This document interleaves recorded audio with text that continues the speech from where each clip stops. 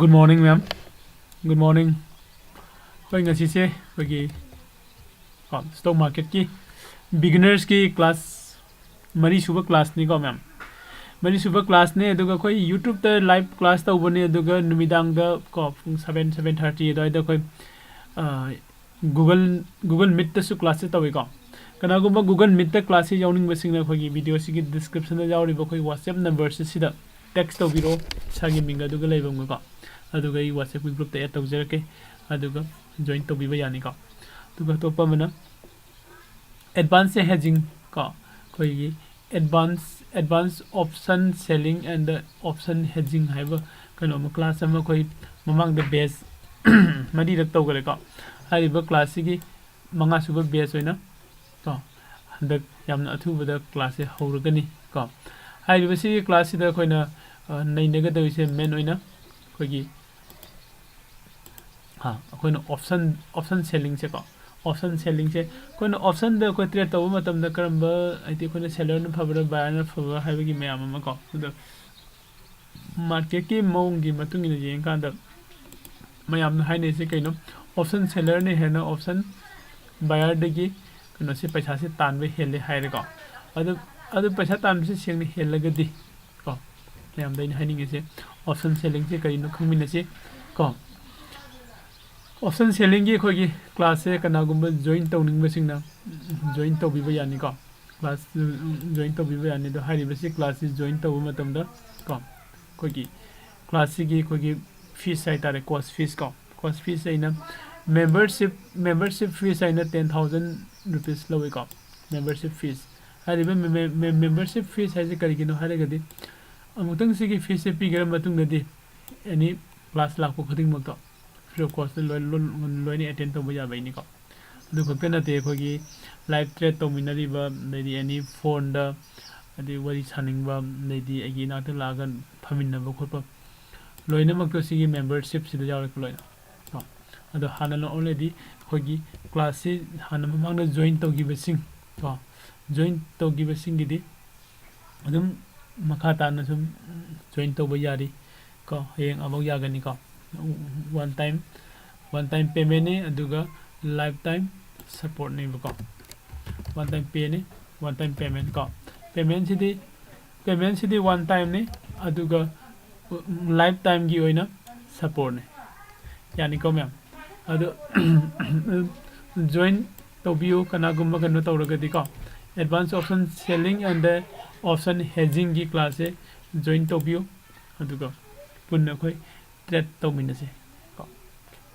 अदुगा अखोन option हारे hedging हारे कांद कोने इसम चमने हेज तौबुदो नतबा को कोने हेजिंग से कमाइने एडजस्ट तौर कांद आइगी लॉस ओइगदौबा को नुमित से अखोन कमाइ तौरगा लॉस लोइदगे हाइबदसु हाइरिबसिगी क्लास सिदा कोइ फजना मयम पुन्ना नैनमिनगनी को हाइरिबसि क्लास से कोइ जस्ट मेंबरशिप फीस पेड तब मी खतंगी क्लास ओइगनी को अतोप मी सिंगी क्लास सिदा यावरे को अदो हानन ऑलरेडी अखोय मेंबरशिप ओइबा मी अखोय 20 गा टू 23 मुक लै अदुम लैरनी अदुगा अनोबा जॉइन तौरप सिंगा को अखोय मी खर खतंगी क्लास ओइगनी थैंक यू अदो अखोय ngarang bawda nang akhone nainara ko the difference between stop loss and stop loss m se akhoi jengare ko the exit and the entry by using the target and stop loss high river CCD akoina kano da tawdadi khogi live trade to ina tawraga ko live trade ta tawdraga di simadi akhoi numai re ko aside practical oina tawmina si live trade ta ko aduga GTT se kaino khoi jengmina si to election bo oh GTT से कोई कहीं ये minute से GTT दा कोई stop loss अदुगा GTT की target को GTT stop loss and GTT target से कहीं ना करना से कोई ना सीधा stop loss अदुगा stop loss M हाई बम से लेडी सीगी stop loss ने करी नो को अदे दी कोई target लाइ बम से लेडी सीधा मुझे GTT target से लाइ GTT target से ना कहीं ना करना आई ना आई की stop loss से अमुक तंग थम की बसे stop loss से hit ओइदरी बाव अदुम लाइ हनिंग बा आई दी आई ने stop loss से लौरगा थमम कांदा मार्केट लोइसल कांदा मतोमदंग कैदोगी हजिक असिदा SL गे SL M गे सिदी ꯑꯩꯅ ꯁꯤ ꯁ꯭ꯇꯣꯞ ꯂꯣꯁꯁꯦ ꯊꯝꯃꯝꯕꯁꯤ ꯃꯥꯔꯀꯦꯠ ꯂꯣꯏꯁꯤꯟꯕ ꯃꯇꯝꯗ ꯀꯣ ꯃꯥꯒꯤ ꯑꯣꯔꯗꯔꯁꯦ ꯀꯦꯟꯁꯦꯜ ꯇꯧꯋꯦꯕ ꯑꯣꯇꯣꯃꯦꯇꯤꯀꯦꯂꯤ ꯀꯣ ꯑꯣꯔꯗꯔꯁꯦ ꯑꯣꯇꯣꯃꯦꯇꯤꯀꯦꯂꯤ ꯀꯦꯟꯁꯦꯜ ꯇꯧꯋꯤ ꯍꯌꯦꯡꯐꯥꯎ ꯍꯪꯆꯤꯠꯐꯥꯎ ꯃꯁꯦꯟꯐꯥꯎ ꯍꯤꯠ ꯇꯧꯗꯦꯕ ꯂꯩꯌꯨ ꯌꯥꯗꯦꯕ ꯀꯣ ꯑꯗꯣ ꯍꯥꯏꯔꯤꯕꯁꯤꯒꯤ G T T stop loss and G T T ꯇꯥꯔꯒꯦꯠꯁꯦ ꯁꯤꯁꯤꯗꯤ ꯑꯩꯅ ꯑꯃꯨꯛꯇꯪ G T T stop loss ꯊꯝꯈ꯭ꯔꯕ ꯅꯠꯇ꯭ꯔꯒ ꯖꯤ ꯇꯤ ꯇꯤ ꯇꯥꯔꯒꯦꯠꯁꯦ ꯊꯝꯈ꯭ꯔꯕ ꯑꯗꯨ ꯑꯣꯏꯔꯒꯗꯤ ꯀꯣ ꯍꯥꯏꯔꯤꯕ ꯑꯩꯒꯤ ꯑꯣꯔꯗꯔꯁꯦ ꯖꯤ ꯇꯤ ꯇꯤ ꯁ꯭ꯇꯣꯞ ꯂꯣꯁꯁꯤꯁꯨ ꯑꯣꯔꯗꯔ ꯃꯈꯜ ꯑꯃꯅꯤꯀꯣ ꯕꯥꯏ ꯑꯣꯔꯗꯔ ꯑꯣꯏꯕ ꯌꯥꯏ ꯁꯦꯜ ꯑꯣꯏꯕ ꯑꯣꯔꯗꯔ ꯑꯣꯏꯕ ꯌꯥꯏꯀꯣ ꯍꯥꯏꯔꯤꯕꯁꯤꯒꯤ ꯑꯣꯔꯗꯔꯁꯦ ꯃꯥꯒꯤ ꯄꯣꯏꯟꯗꯨ ꯌꯧꯔꯛꯇ꯭ꯔꯤ ꯐꯥꯎꯕ ꯀꯣ ꯃꯁꯤ ꯉꯥꯏꯔꯒ ꯍꯥꯏꯗꯤ ꯀꯩꯅꯣ ꯑꯣꯏꯔꯒ ꯍꯥꯏꯗꯤ ꯑꯣꯄꯟꯗ ꯑꯗꯨꯝ ꯂꯩꯒꯅꯤꯕ ꯌꯥꯏꯀꯣ ꯍꯥꯏꯕꯗꯤ ꯃꯤꯟꯁ ꯁꯦ ꯁꯄꯣꯁ ꯑꯩꯅ ꯁꯤꯗ ꯑꯦꯁ ꯑꯥꯏꯁꯦ ꯕꯥꯏ ꯇꯧꯒꯦ ꯍꯥꯏꯔꯁꯤꯀꯣ ꯁꯤꯗ ꯖꯤ ꯇꯤ ꯇꯤ ꯂꯩꯔꯦ ꯀꯣ ꯁꯤꯗ ꯖꯤ ꯇꯤ ꯇꯤ ꯁꯤꯒꯤ ꯖꯤ ꯇꯤ ꯇꯤꯁꯦ ꯑꯩꯅ ꯁ꯭ꯇꯣꯞ ꯂꯣꯁ ꯑꯗꯨꯒ ꯇꯥꯔꯒꯦꯠ ꯁꯨꯃꯥꯏꯅ ꯊꯝꯕ ꯌꯥꯏꯀꯣ ꯃꯥꯒꯤ ꯇꯥꯔꯒꯦꯠ ꯊꯝꯕ ꯃꯇꯝꯗ ꯁ꯭ꯇꯣꯞ ꯂꯣꯁ ꯊꯝꯕ ꯃꯇꯝꯗ ꯃꯥꯗꯤ ꯄꯔꯁꯦꯟꯇꯦꯖꯇ ꯂꯥꯛꯀꯅꯤꯀꯣ ꯃꯌꯥꯝ ꯄꯔꯁꯦꯟꯇꯦꯖꯇ ꯂꯥꯛꯀꯅꯤ ꯍꯥꯏꯕꯗꯤ ꯄꯔꯁꯦꯟꯇꯦꯖꯇ ꯍꯥꯏꯕꯗꯤ ꯉꯁꯥꯏꯒꯤ ꯑꯩꯅ ꯁꯦ 1 lakhsकी ट्रेड तौरे खलसी को 1 lakhsकी ट्रेड तौब मतमदा अइना सिदा 5% हाइन इरेगदी 5% हाइरगदी को 5000 से होइदिनि अइना ट्रेड तौरिबा अमाउंट से सिदगी 5000 रुपीस से लॉस ओइरबा अदि स्टॉप लॉस हिट तौगरने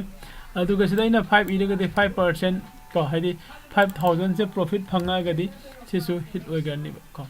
टारगेट से 10,000 ओंथोक पजाय 5,000 ओंथोक पजाय इन इनिंग मोंग दुदसी ओंथोक पलोय जानी को -2 खतंग थमगेरा -2 थमगना 2% हाइबनी को स्माइना स्टॉप लॉस ना खोइना -2 थमे अदुगा टारगेट ना खोइना प्लस वैल्यू इन थमे को जीटीटी अदो से जीटीटी सिदा यामना कनो तौबा मलै आइना जीटीटी स्टॉप लॉस थमगरे खलसे को सपोज आइना मसाई जीटीटी को जीटीटी दा खोगी स्टॉप लॉस थमे खलसे स्टॉप लॉस थमबाय से मागी कनो ऑर्डर अमा क्रिएट तरोगा थमेनिबा को ऑर्डर अमा क्रिएट तरोगा थमेनि हारिबो ऑर्डर से कदाय दा लेगने हाय कांदा खोगी सिदा ऑर्डर दा चंगबियो को ऑर्डर दा चंगा कांदा सिदा जीटीटी लेगने को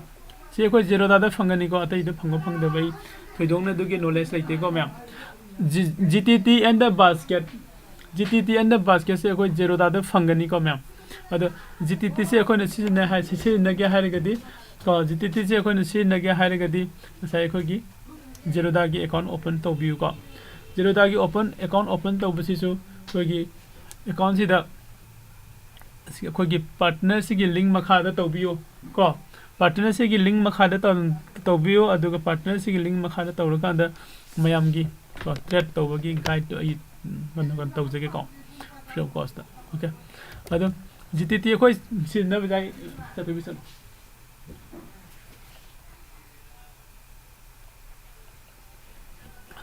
जीटीटी स्टॉप लॉस से खुशी न बजाय कईगुंबा ने जीटीटी स्टॉप लॉस से थमगरे खलसी से सपोज हजकी खोगी एसीआई हाइरसी एसीआई से 464 रुपीस हुजिक लै को अइने जीटीटी से लौगे है 464 रुपीस ने 460 दे लौगे है आईडी स्टॉप लॉस हिट ओइना थनमे खलसिबो को अदुबो साइगी सिगी पैसा से ममन से प्राइस से हाइगलपदगी को हाइगलपदगी आइगी टारगेट तो जौरगा नत्रगा आइना ओके यारे है एग्जिट तौथोखरेबो को आई एग्जिट से तौगरब मतुंगदा आइगी स्टॉप लॉस है आई एग्जिट तौगरब मतुंगदा आइगी स्टॉप लॉस ऑर्डर तौरिसे सिदि सुम लै हौइबो को जीटीटी स्टॉप लॉस दे जीटीटी दा को जीटीटी दा कोने स्टॉप लॉस थंबसे सिदि मयाम जीटीटी दा कोने स्टॉप लॉस थंबसिदि कैदौगे है कांदा स्टॉप लॉस से हिट ओइदरिबो आइगी टारगेट तो हिट ओइदरिबो वो गाइरगा लैगनिबो को अदो इन आइगी स्टॉप लॉस से जौद्रिंग दा आइगी टारगेट तो फंगे नत्रगा आइसिदा तोगेना डायरेक्ट पोजीशन दगी आइना ngसाइगी ट्रेड से लौथोखरगदि को ट्रेड से लौथोखरगदि कैदौगे है कांदा ngसाइगी स्टॉप लॉस थमिबो कनो से ऑर्डर दु दिदुम लै होगनी हयें कैगुम मार्केट सिना हजिक लैरिबा मफमसिदगी मखामदा कुमुकनि खंदे मथलोमदा कारकपनि खंदे आइगे सिगी 460 सिगी पॉइंट से हेक जरको मतमदा जीटीटी दंग आइ थमगिबा कनो द ऑर्डर द एक्टिव ओरकनि को सेल द थमगना seller on changsilakani buy da thamagana buyer on changsilakani ko aduna mayam asida ina hiding ba point je kaina GTT da koina stop loss na daga target se thamgaraga di ko aduga agi position je ani exit tok thoki ba oiraga di aina position je exit tok thoba matung da agi GTT da lairiba stop loss na traga target ki order da adu su isana khangna changsilaga ko order do cancel tawbiram ko right sida changaga order da changaga GTT da changaga cancel tawbiramu natraga di adu order se open tawraga lairaga di hayeng no order se phanga ko matam da automatically ma se active oirakani active oirakan surprise oigani ko ain low su low da trade se kamaina changa ino haina ko sigumasu lay ko ma'am GTT ade por khudim loina advantage and disadvantage lay ko GTT ki advantage ma'am am lay aduga disadvantage da hojigi hairi sing ko okay ado koi makha taboina ko na si jeng mina da si ko module 2 si da koina laktu se koi module 1 di loisile hane lawrage ko module 2 da koina naina kar de se price action kari no price movement ko aduga candlesticks aduga candlestick is chart aduga candlestick pattern support and resistance demand and supply zone how to draw a trend line ko chart pattern the breakout on the breakdown trading ko okay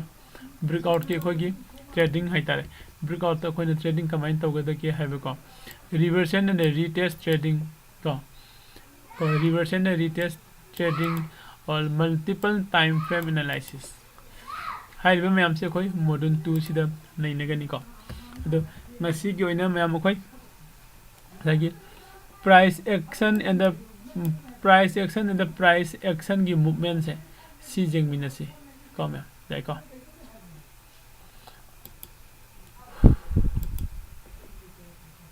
price action and the price action movement se koi jengmina se price action se kari no hai ko okay price action se kai no hai kan da koi gi market ta koi no pot lei be zone ba tawi se price action nga kan na tra price ki action price mathak da ka ba makha da kumba natra hadi kana gum na khara hong na logi ba kana gum na khara tang na zone gi ba khara tang na leirak pa hadi mem se koi price action nga tani to price action se kana na thon bano buyers and sellers na thon ba ngak tani price action de ka hadu price action se thole to price action si da ko gi ngasai gi market ta infan bazar da khona sala kan da posei lei be zone se kaya piri ga se koi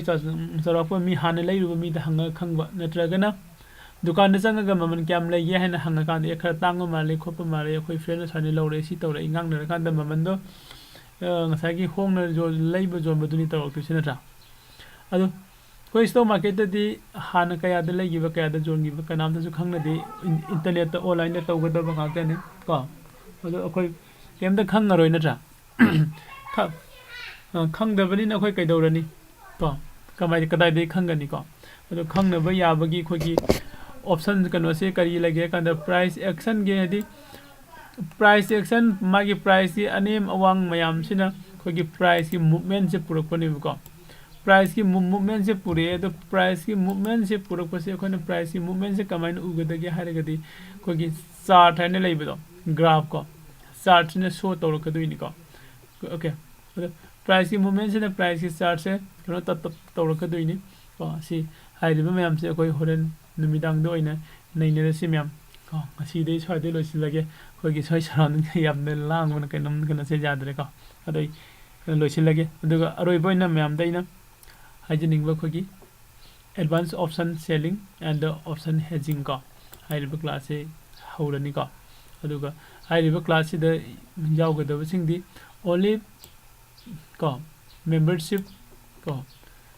membership fee se pet tawba mi khaktang oina ko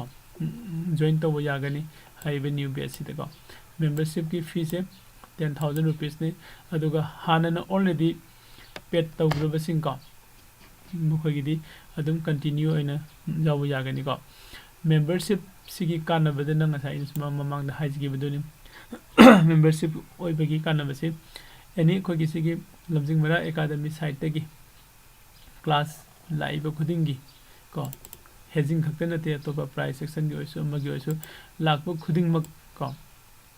class loina join to boja gani ko ma'am ꯑꯗꯣ ꯍꯥꯏꯔꯤꯕ ꯐꯤꯁꯦ one time ꯄꯦꯃꯦꯟꯅꯤ ꯑꯗꯨꯒ life time ꯁꯞꯄꯣꯔꯠꯅꯦ ꯑꯩ ꯁ꯭ꯋꯥꯏꯗ ꯂꯣꯏꯁꯤꯟꯖꯔꯒꯦ ꯑꯗꯨꯒ ꯍꯣꯔꯦꯟ ꯃꯔꯛꯇ ꯀꯩꯒꯨꯝꯕ ꯑꯃꯨꯛ ꯚꯤꯗꯤꯑꯣ ꯑꯅꯧꯕ ꯑꯃ ꯁꯦꯝꯕꯒꯤ ꯃꯇꯝ ꯐꯪꯉꯒꯗꯤ ꯀꯣ ꯁꯤꯒꯤ ꯃꯣꯗꯔꯟ 2ꯁꯦ ꯑꯩ ꯑꯗꯨꯝ ꯀꯟꯇꯤꯅ꯭ꯌꯨ ꯇꯧꯖꯔꯛꯀꯦ ꯃꯌꯥꯝꯗ